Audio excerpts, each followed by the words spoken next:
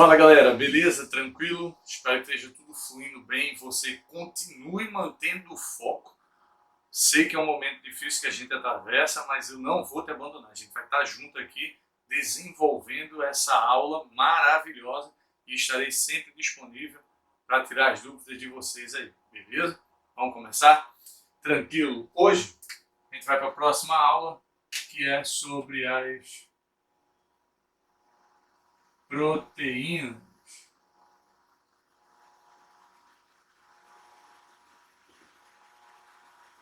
Quem são as proteínas? Proteínas são ou correspondem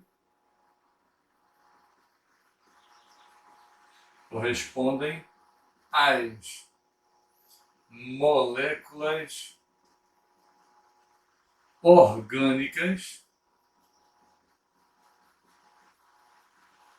mais abundantes do organismo. Cuidado com o seguinte, eu não estou dizendo que ela é a molécula mais abundante, é a molécula orgânica mais abundante, porque a molécula mais abundante é a água, beleza? Então, cuidado com isso aqui. Esses carinhas aqui são formados por mais de 80 aminoácidos. Se eu botar o azinho assim, ó, aminoácido, beleza, galera? Tranquilo? Então tem que ser mais de 80 aminoácidos para ser considerado uma proteína. Por quê? Se ela tiver entre 2 maior ou igual a 2 aminoácidos ou menor que 80, que isso, a matemática aqui arrebentou agora. Olha lá, não sei se está certo, não, se estiver errado, me perdoe. Eu quero dizer que está entre 80, não pode ser igual, porque aí vai ser mais que isso.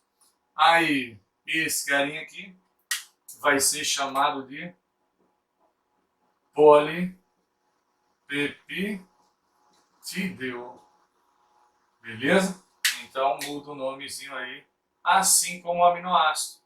Quando ele está ligado, ele é chamado de peptídeo. Beleza? Então tem esse carinha aí. Sendo assim, é importante a gente estudar o aminoácido.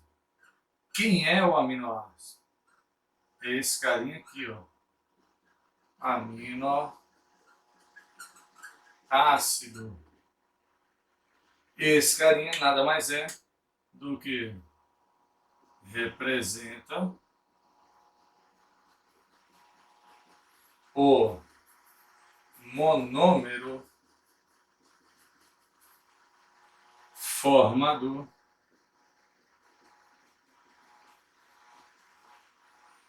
das proteínas.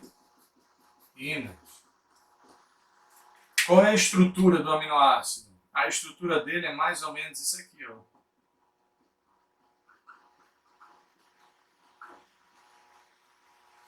Todo aminoácido vai ter essa organização básica. Ele vai ter um carbono, chamado de carbono quiral. Por que quiral? Porque ele faz 4 ligações diferentes. Uma, por exemplo, que a gente vai chamar de R, que nada mais é do que o radical diferencial. Por que diferencial? Porque é o carinha que vai diferenciar os aminoácidos. Todo mundo vai ter a mesma estrutura básica, a diferença vai ser esse cara aqui, beleza? Outro é esse carinha aqui, ó, chamado de radical amina. Outro que é esse carinha aqui, ó,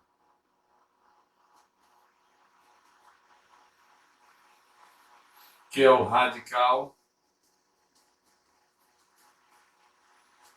ácido. E o último, que é o mais difícil de todos, que é esse Hzinho aqui, que é mais conhecido como hidrogênio. Beleza? Agora, como é que esses aminoácidos se ligam? a ligação entre eles é denominada aqui, ó, ligação peptídica. A gente já representou essa ligação em outro momento, mas para ilustrar ela aqui, se eu pegar aqui, por exemplo, um aminoácido qualquer,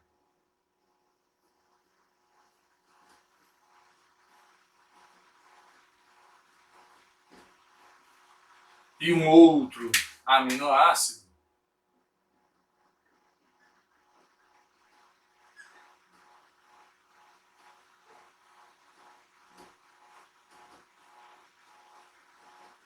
esses dois carinhas vão se ligar aqui, ó. O radical amina de um vai se ligar ao radical ácido do outro. Então, importante saber isso aí, formando uma molécula de água.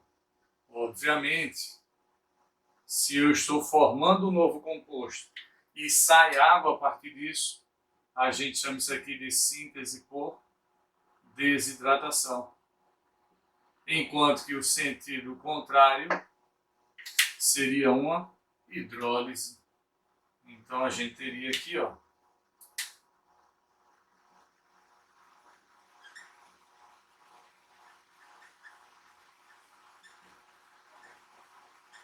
foi ou não foi? E aqui a ligação peptídica.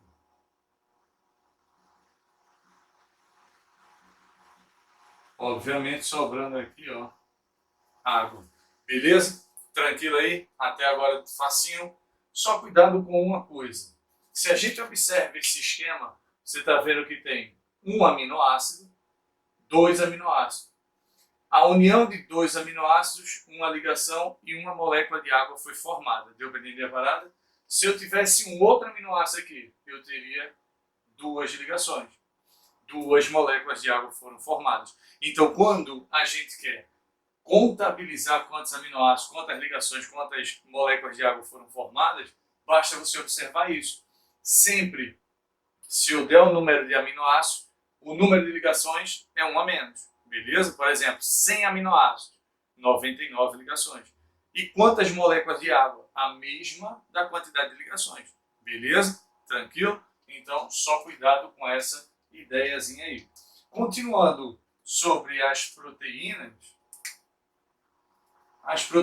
apresentam algumas funções. Funções das proteínas.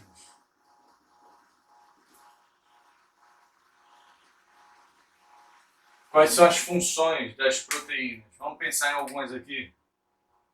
Por exemplo, estrutural. Por exemplo, a própria membrana plasmática, né? Então, ó, membrana plasmática. Outra função que ela vai ter aqui, ó, defesa. Quando os anticorpos, beleza? Outra, ele vai ter aqui função, por exemplo, hormonal. Quando a insulina, glucagon, beleza? A gente vai ver isso aí também. Outra função que ela vai ter aqui, ó, energética, né? Em último caso, obviamente, não é comum a gente utilizar proteínas devido às funções importantíssimas que ela tem. A gente não vai utilizar ela na produção de energia, mas em último caso, lá no processo que a gente falou, chamado de gliconeogênese, onde eu utilizo aminoácidos para esse processo. E uma última função aqui, ó, que a gente vai ver, enzimática, que é um bioencatalisador. Beleza? Então, são algumas das funções importantíssimas para a gente aí. Fechado? Tranquilo? Dá um print na tela para a gente continuar. Foi? Printou? Agora eu vou apagar aqui rapidinho, que aqui a gente tem essa tecnologia. Beleza? Ó. Agora a gente vai falar aqui da classificação. Como é que funciona? A proteína, ela vai ser classificada quanto à sua forma, né? Então, ó, são classificadas quanto à sua forma espacial. Beleza? E aí ela pode ser primária, ó.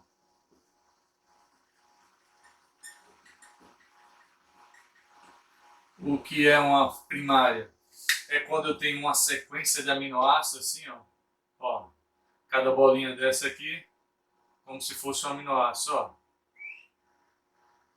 Uma sequência linear de aminoácidos. A secundária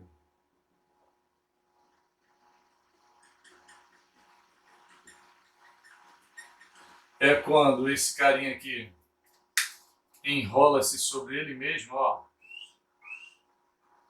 Foi? E aí os aminoácidos aqui, ó.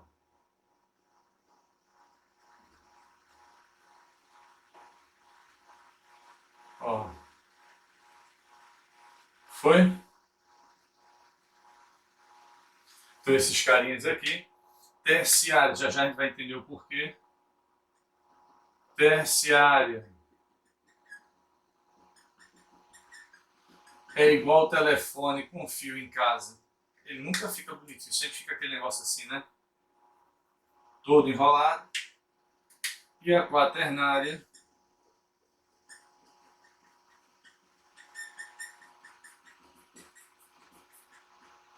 é uma associação entre uma proteína terciária com outra terciária ou terciária com secundária. Foi ou não foi?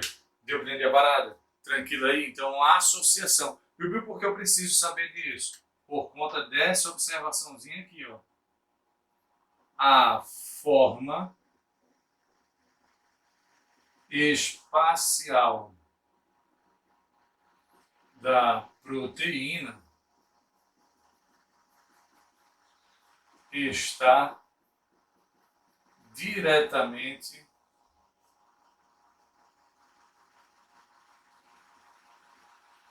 relacionada com a sua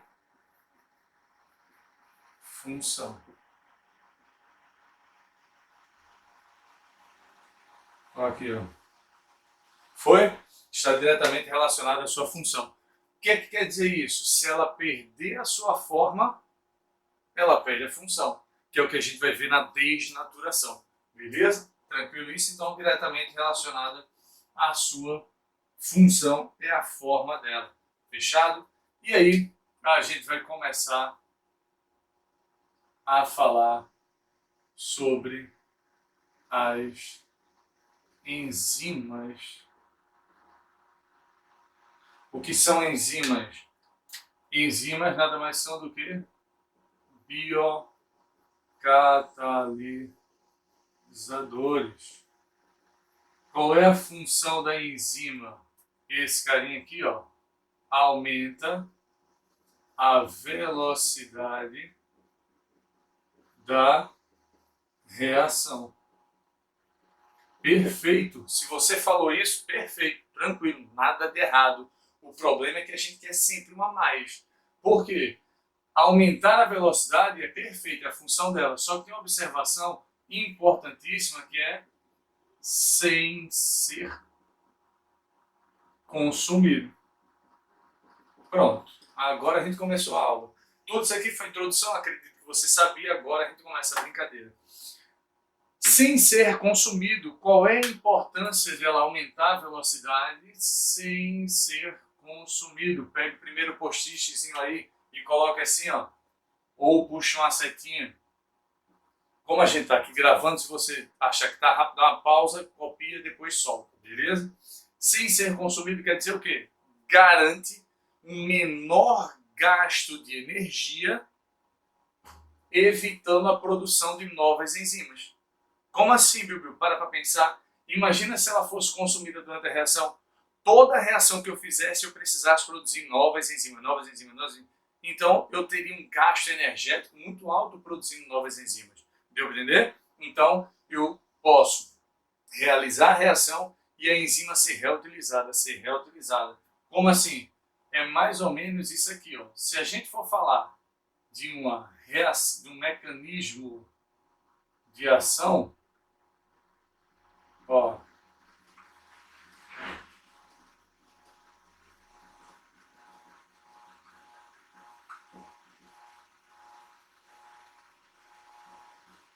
o mecanismo de ação de uma enzima, ele é mais ou menos assim, né? A gente vai ter aqui, ó,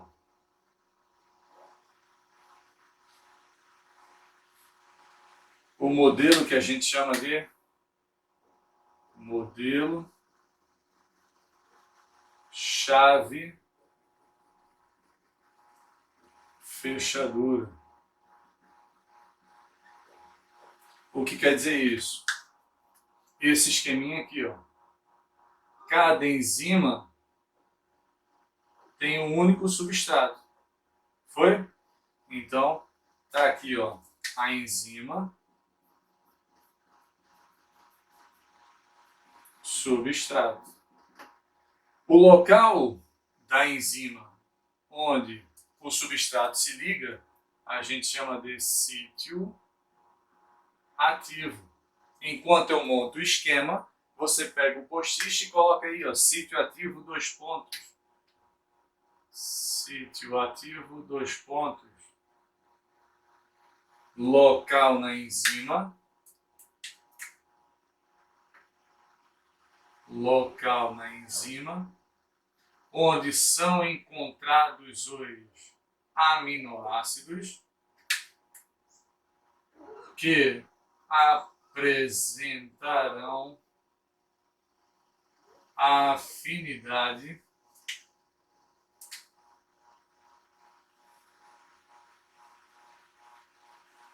pelo substrato. Como assim, Bill? Você viu que uma proteína, no caso a enzima, ela é formada por vários aminoácidos. Raciocina comigo. Vários aminoácidos. E aí esses aminoácidos vão se organizar em uma forma espacial. Essa forma espacial da proteína vai garantir essa organização aqui, expondo apenas os aminoácidos importantes nessa região que são ativos para se ligar ao substrato. Entenda o seguinte, mais ou menos assim. Imagina a minha mão, tá aqui. Para que eu pegue alguma estrutura, eu vou lá e fecho os dedos. Entende que minha mão não pode ser formada só pelos dedos? Embora o que funcione para essa ação de pegar seja os dedos, entende?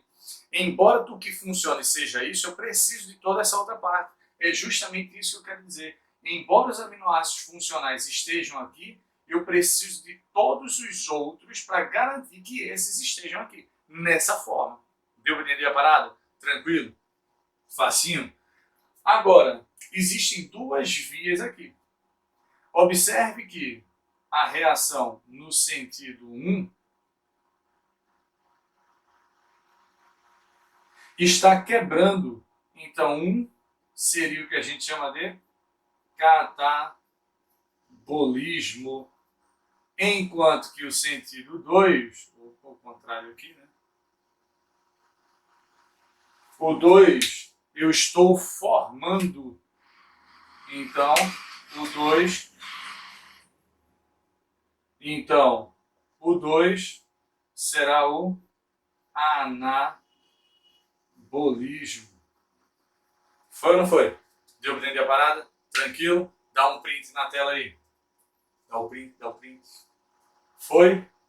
Num passe em mágica, a gente vai, ó.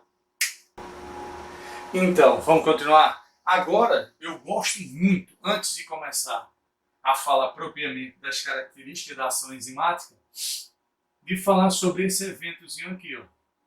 Para a gente entender o que é isso.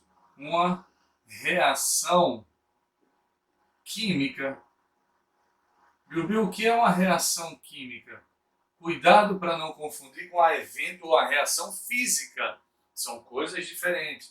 Mas, numa reação química, por exemplo, se eu pego aqui, ó, duas substâncias, A, por exemplo, e B,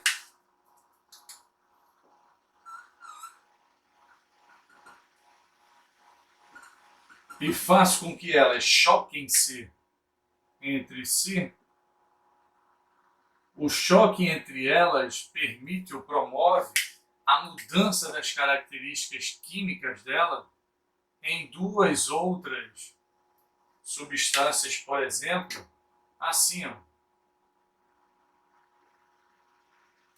Você deve lembrar que as substâncias envolvidas no início do processo são chamadas de reagentes. Enquanto que aqui são os produtos. Beleza? Essa é a ideia aqui. Se você observou isso, observou que é necessário que elas tenham a energia cinética. Como assim? Olha para mim.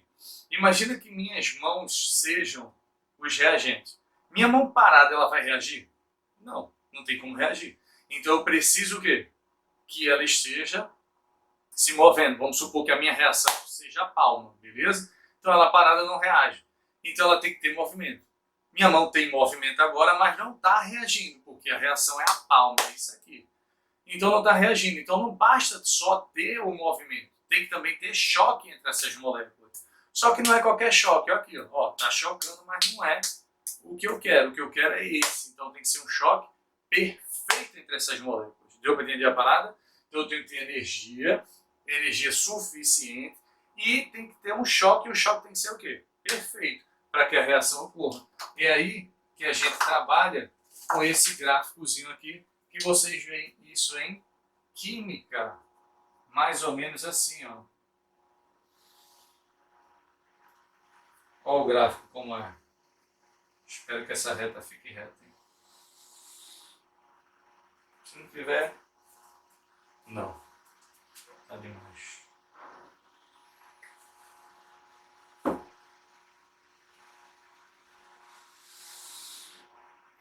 Agora vai, né? Melhorou. Foi? Então olha o gráfico. A gente teria algo mais ou menos assim. Vamos supor um gráfico assim.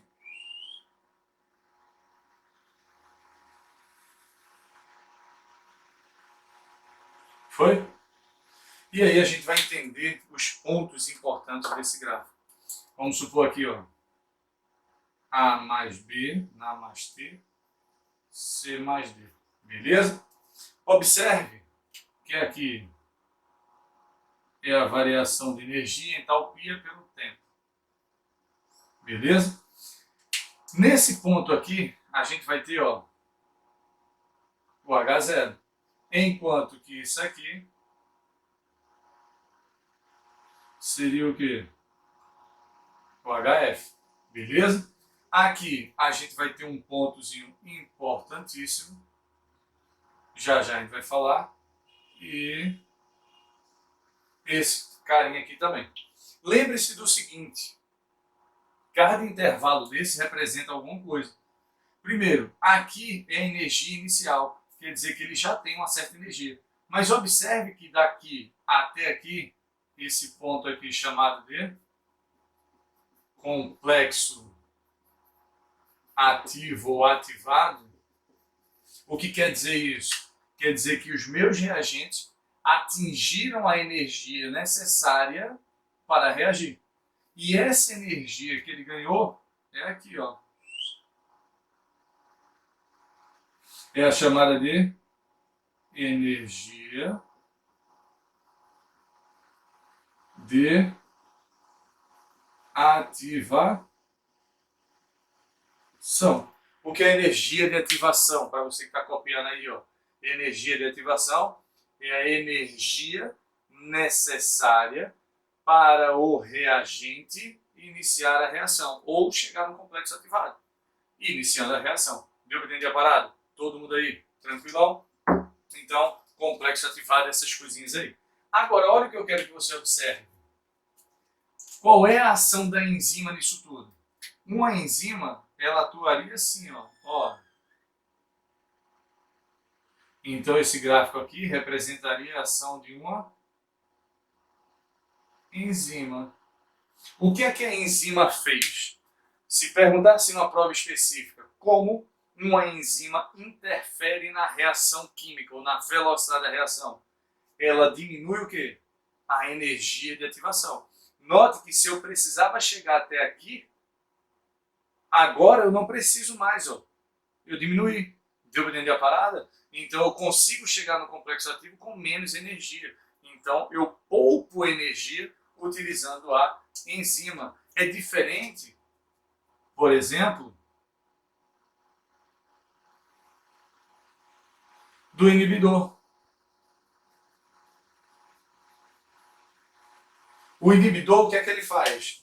Ao contrário da enzima que diminuiu a energia de ativação, ele o quê? Aumenta. Então pega um post-it e coloca isso aí, ó. A enzima aumenta a velocidade da reação porque diminui a energia de ativação. Já o inibidor aumenta a velocidade da reação porque aumenta a energia de ativação. Foi ou não foi? Beleza?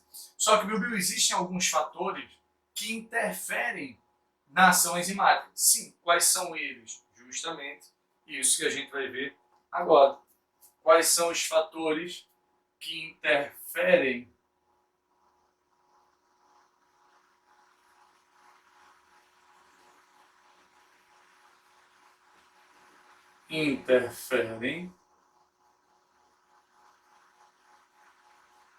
na atividade enzimática.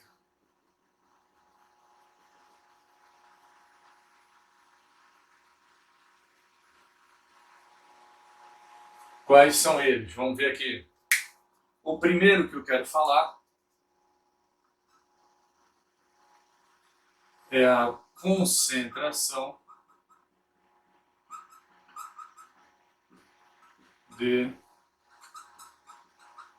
substrato. Importantíssimo isso aqui, viu?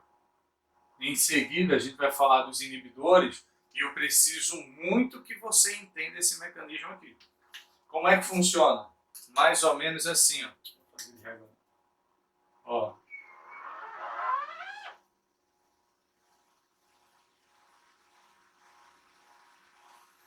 A atividade enzimática pela concentração de substrato. Beleza? Olha como a parada funciona. À medida que eu aumento a concentração de substrato, a minha atividade enzimática aumenta também, até que estabiliza. Foi? Então, o que é esse pontozinho aqui, ó? Onde eu tenho a minha atividade máxima. Observe que mesmo aumentando a concentração de substrato, eu não aumento a atividade enzimática. Então, esse ponto aqui, ele é chamado de saturação. O que quer dizer isso? Concentração mínima de substrato necessária para a minha atividade máxima. Foi? Deu para entender? Concentração mínima, porque eu posso ter mais, mas é o mínimo necessário para atingir o máximo da minha velocidade. Fechou? Ou da minha atividade enzimática. Viu por que você está falando que isso é importante? Quando a gente for falar de inibição competitiva, por exemplo, é importante que você lembre disso aqui. Beleza? E aí eu vou chamar a sua atenção de novo quando a gente chegar aí. Segundo, temperatura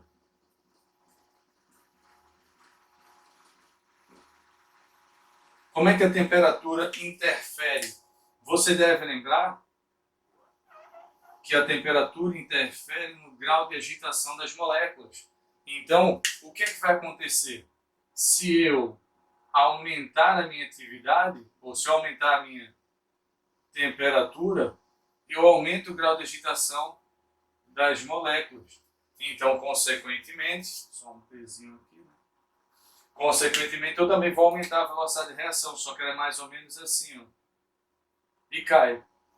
Se a gente for observar a atividade enzimática sendo favorecida pela temperatura, ela vai daqui, ó, de 36 graus Celsius até 41, vamos botar isso aqui, beleza? Isso porque a gente trabalha, tá? Para nível de ensino médio. Note que não é assim, se aumentar a temperatura desfavorece, vai ser prejudicial, não. Note que esse intervalo aqui, ó, é um intervalo favorável. Do aumento de temperatura. É o que acontece, por exemplo, com a sua febre. Quando você está com febre, sua temperatura não aumenta. A gente vai ver isso em sistema endócrino, se Deus quiser, presencialmente. Aí, esse carinha vai aumentar a temperatura porque meu corpo está acometido por um antígeno, um patógeno qualquer. E aí, eu preciso aumentar a velocidade da minha reação. O que é que eu faço? Aumento a minha temperatura. Aumentei a minha temperatura, para que eu venha combater isso mais rapidamente. Bíblia, então quer dizer que aumentar a minha temperatura na febre está me ajudando? Sim. Só que o problema é quando aumenta demais. Aumentar demais pode chegar nesse ponto aqui, que a gente chama de desnaturação. Normalmente a gente só fala desnaturação ou só lembra desnaturação quando fala de temperatura. Mas o próximo item, o pH, por exemplo, ele também pode interferir na atividade enzimática desnaturando a proteína. Beleza? Desnaturando a enzima. Então, o que é desnaturação? Coloca aí. Evento onde a proteína perde a sua forma e, consequentemente, o quê? Sua função. Perfeito. Então, o eventozinho aí da desnaturação. Obviamente, né, se você quiser colocar aí, intervalo favorável quer dizer o quê? O aumento da temperatura favorece o aumento da atividade enzimática. Beleza? Foi? Apagar aqui, vamos? 1, 2, 3 e... Vamos continuar aqui agora. Esse carinha aqui, ó. Aqui, ó. Terceiro, que é justamente o pH. Você lembra o que é o pH, não lembra? pH, ele está relacionado com menos log da concentração de H+. Então, o vilão da parada aqui é quem? O vilão, ou o que seja aí, vai ser o H+, beleza? Como é que funciona isso? Mais ou menos assim, ó.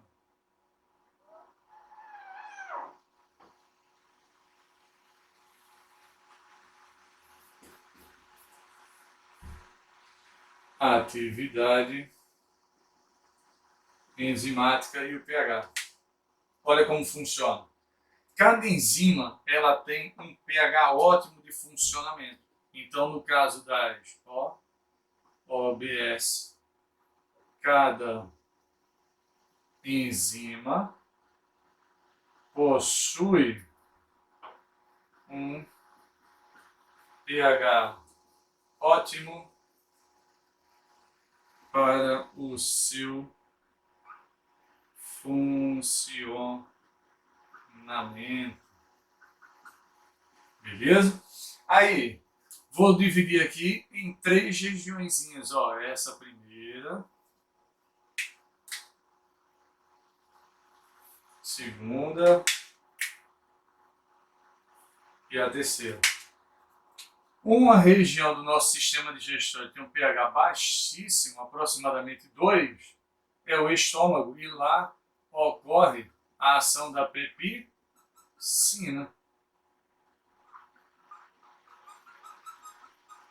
Não é assim? Agora, na boca existe a ação da pitialina. lina. Então aqui, ó, boca.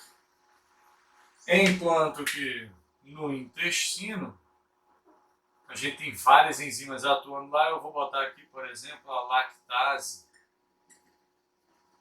lá no intestino, beleza? Não deve esquecer que quando isso cai em prova, ele justamente relaciona ou a temperatura ou o pH, ou os dois juntos, né? Você deve lembrar que a temperatura média de funcionamento do corpo é 36, 37 graus para questões aí, beleza? Enquanto que os pHs são esses. Se eu altero a temperatura, já desnaturei, beleza? Normalmente ele vai botar 100 graus Celsius, 0, então ele bota extremos aí. Observe a temperatura. E uma vez que eu observei a temperatura, o outro ponto é esse.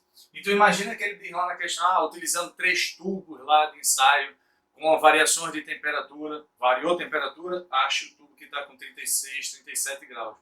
Aquele tubo que tiver com 36, 37 graus, a proteína vai funcionar. Se ela vai funcionar, você observa qual o pH daquele tubo.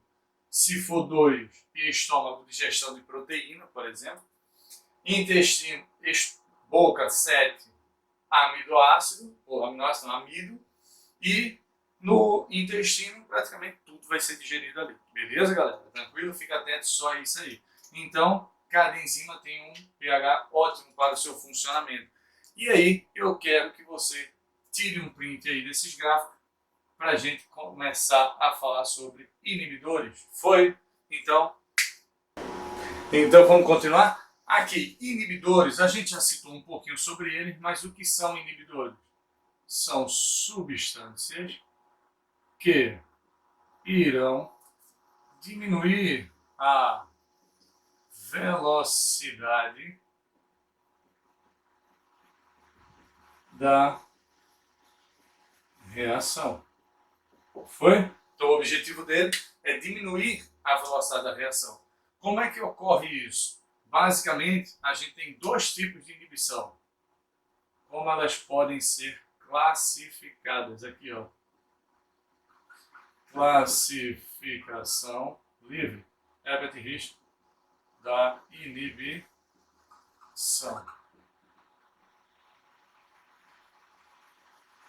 Primeiro, ela pode ser irreversível. O que é uma irreversível? O nome já está dizendo. Quando ela ocorre, não tem como reverter. Então, ocorre quando o inibidor realiza uma ligação estável com a enzima, impedindo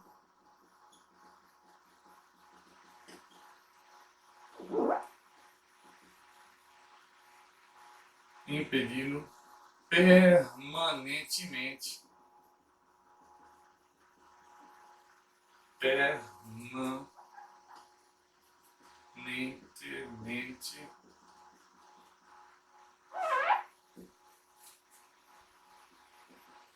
a ocorrência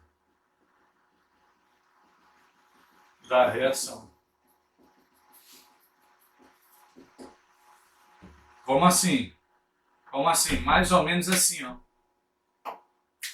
Esse cara aqui é o exemplo. Exemplo aqui, o cianeto,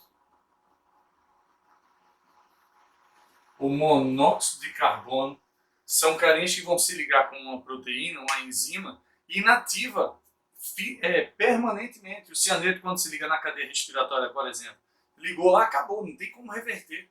Beleza? A mesma coisa o monóxido de carbono, quando se liga a hemoglobina. Não tem como reverter, ele liga-se de forma estável, não tem como tirar. Beleza? E aí perde aquilo ali permanentemente.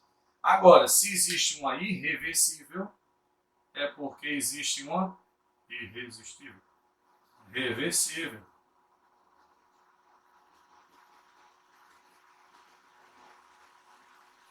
A reversível ocorre quando o inibidor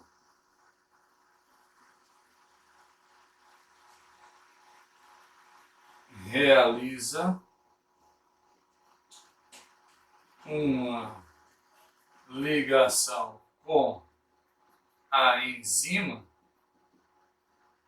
de forma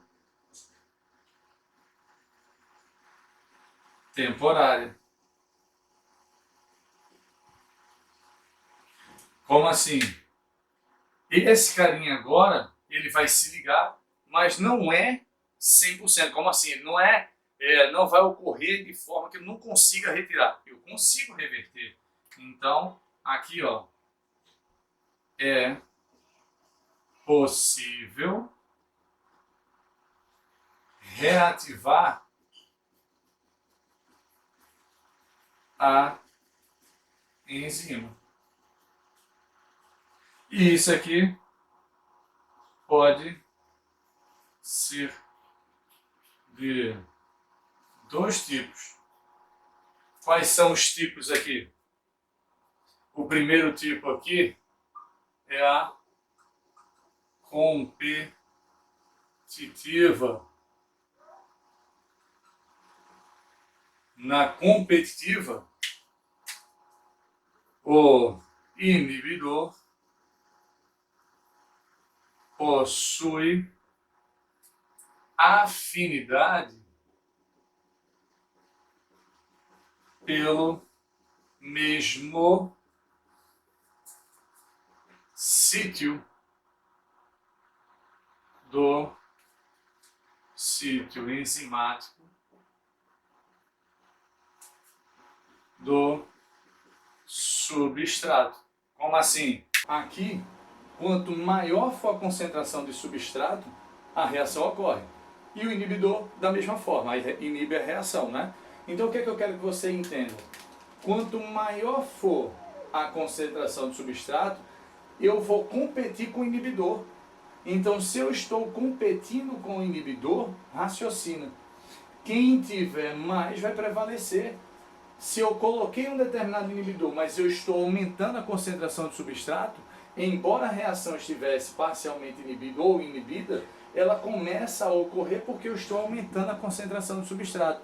Por exemplo, imagina o seguinte: quando você vai ao dentista, o cara não bota lá aquela anestesia, que dói, que só a gota, pronto, beleza. Mas não passa, o efeito é mais ou menos o seguinte: quando ele está mexendo no seu dente lá, os neurotransmissores estão sendo liberados e conectando-se com o neurônio pós-sináptico, promovendo aqui que você sinta dor. Quando o cara bota o anestésico, ele cria uma barreira com esse anestésico, inibição, com esses receptores. Então, por mais que ele esteja mexendo aqui, a quantidade de neurotransmissor liberado é pequena em quantidade ao litro de anestésico que ele colocou. Só que com o tempo, vai dissolvendo isso, né? Vai sendo absorvido pelo sangue, parte vai saindo na boca, aquela coisa toda, e ele continua aqui. Chega uma hora que isso aqui prevalece, aumenta demais a concentração, inibe o inibidor, né? Compete com ele, ganha, prevalece, você sente dor de novo. Aí vai lá e mais anestésico. Deu para entender? Tranquilo isso? Fechou? A inibição competitiva, fechado, redondo. Só cuidado com isso. Se eu tiver mais inibidor, inibe a reação. Se eu tiver mais substrato, inibe ou a reação começa a ocorrer. Fechado? Agora, a outra, se existe uma competitiva, é porque a outra é o quê? Não competitiva.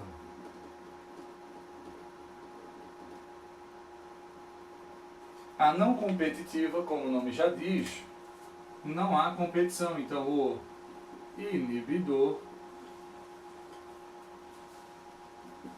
possui afinidade por outro sítio, no caso diferente do sítio ativo. Que sítio é esse, Bilbil? Esse outro sítio é o que a gente chama de alostérico. Beleza? Então, esse carinha aí ocorre dessa forma. Como assim, Bilbil? Mais ou menos assim, ó. Imagina a enzima aqui agora, ó.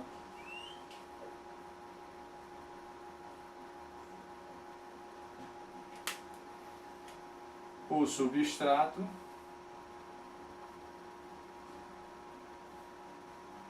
e o inibidor aqui, ó.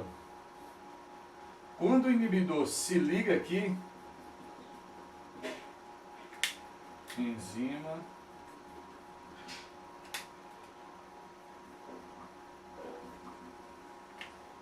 quando o inibidor se liga aqui, a enzima muda de forma. Eita, e agora você já está craque. Se a enzima muda de forma, ela perde a sua função. Então não funciona mais. Deu para entender? Só que nesse caso aqui não é que ela não funcione mais. Entenda o seguinte: eu vou diminuir a área de contato do substrato com a enzima. Então isso faz com que ela reduz ou diminui a velocidade máxima de ação da enzima a metade.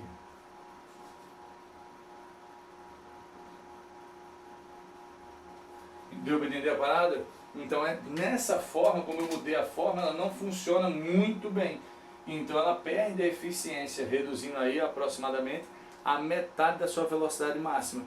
Deu para entender a parada? Tranquilo? Fechou? Só cuidado com isso. Sim, um exemplo disso aqui, de inibição não competitiva. Conservante. Imagina lá o biscoito. Você olha lá o biscoito, tem lá prazo de validade de 1 mês. Como é que tu sabe? Por que ele bota lá 1 mês? Por que 1 mês? Porque a quantidade de inibidor que ele colocou é suficiente para inibir as enzimas das bactérias que são ali encontradas por 1 mês. Porque depois elas continuam produzindo, ou diminuir o metabolismo dela, né?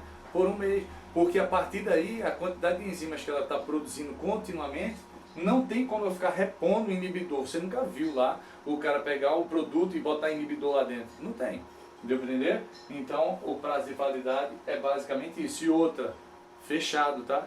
Se você abriu, perdeu aquela validade. Mas não era 1 mês, 1 semana depois estragou. Aberto, não tem como. Beleza? Foi? Então, isso aqui de inibidores. E para a gente finalizar, queria falar com vocês de uma coisinha sobre as enzimas. Gosto de falar isso no final, porque agora você já tem o conceito todo, o conhecimento como um todo. Enzima você já sabe que é uma substância que aumenta a velocidade da reação. Inibidor, diminui. Perfeito. Só que a nível de enzima existem algumas coisas que são classificadas para elas, ou terminações. Algumas enzimas elas são produzidas na forma inativa e precisa de alguma outra coisa para ser ativada. Por exemplo, a protrombina, ela é encontrada no seu sangue e ela está inativada. Quem ativa ela são íons de cálcio, a vitamina K. Quando essa enzima ela é inativada, a gente chama ela de apoenzima, beleza? E aí ela vai ser ativada por um cofator, beleza? E se liga no local chamado de sítio alostérico, que é diferente do sítio funcional dela. Outro exemplo, a pepsina é a forma ativa, mas ela vem na forma de pepsinogênio inativa. Quem ativa ela? O HCl. Deu para entender? Então a região sítio ativo se mantém. Só que o sítio alostérico se liga ao hidrogênio do HCl e muda a forma, gerando o sítio ativo exposto. Deu para entender isso? Cuidado só com esse conceito de apoenzima e aloenzima e enzimas ativas e inativas. Beleza? Tranquilo? Facinho? Beleza, galera? Então, por hoje, bora da Biologia 1, é um K, é um B, é um osso. Acabou-se. Valeu!